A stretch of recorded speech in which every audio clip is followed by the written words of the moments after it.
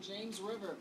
At the time, the Centers for Disease Control announced it was developing a test for detecting the amoebas and would pull samples from Virginia waterways. But as our investigative reporter Rachel DePompa found out, that testing has yet to begin. He was his stepfather's best friend, his mother's heart. I miss him a lot. He made me a better person. The cycle of life came to a painful and sudden stop at just 9 years old for Christian Strickland. And that's the hardest part, is to imagine that I could be alive for 50 more years and never see his face. He died 1 week after attending a fishing camp that took him on the James River. Somehow, this microscopic and naturally occurring amoeba called Neaglaria fowleri was forced up his nose and burrowed in his brain. He reported a headache on a Sunday, could barely get out of bed by Monday. So I pulled him out of bed and he just melted onto the floor. At the hospital, he was diagnosed with meningoencephalitis. His brain was swelling. This is video Amber has kept guarded until now. It's from Christian's time in the hospital. She wants you to see what this amoeba did to her son. Christian, look at me. Look at me.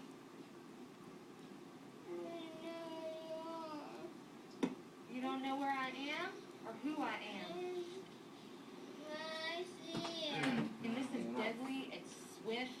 And not only that, the family that is standing there with every last ounce of hope they have, watch their child suffer until he dies. Within 3 days of arriving at the hospital, Christian was gone. And he said, I love you. And I said, I love you too.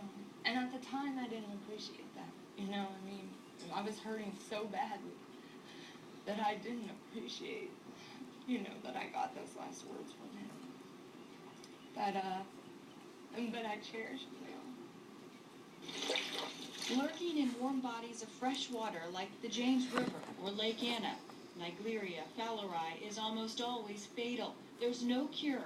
It's hard to diagnose, and it's extremely rare. What we think is that this is really related to water temperature, and so you see it in the southern tier states at the bottom of the United States. Last year, there were 4 deaths. Along with Christian, a 16-year-old died a week after swimming in a Florida river, and 2 adults in Louisiana died after using neti pots filled with Louisiana tap water. Neaglaria fowleri has taken more than 120 lives since it was first discovered in the 1960s, and yet little is known about the free-living amoebas.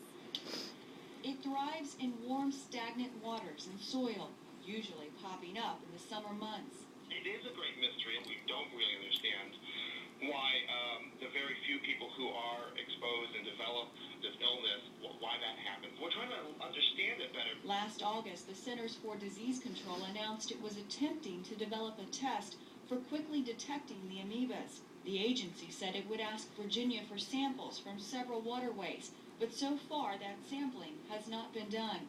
A year later, the CDC is still perfecting the test. It's really trying to study the environment to see if we can improve our understanding of this organism, to say whether we can even make any better public health, recommendations. He was so beautiful. Amber Strickland wants waters tested nationwide and signs put up if Neaglaria is present so people can make their own decisions. It doesn't take much to protect your children, It really doesn't. A nose club. She carries Christian's story on her back. Like most parents, before last summer, she'd never heard of Neaglaria. You see me? Yeah.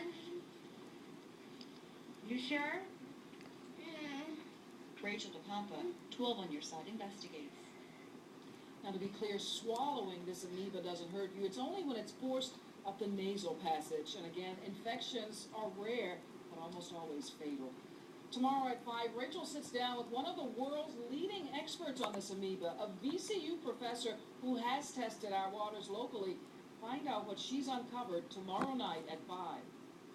Your home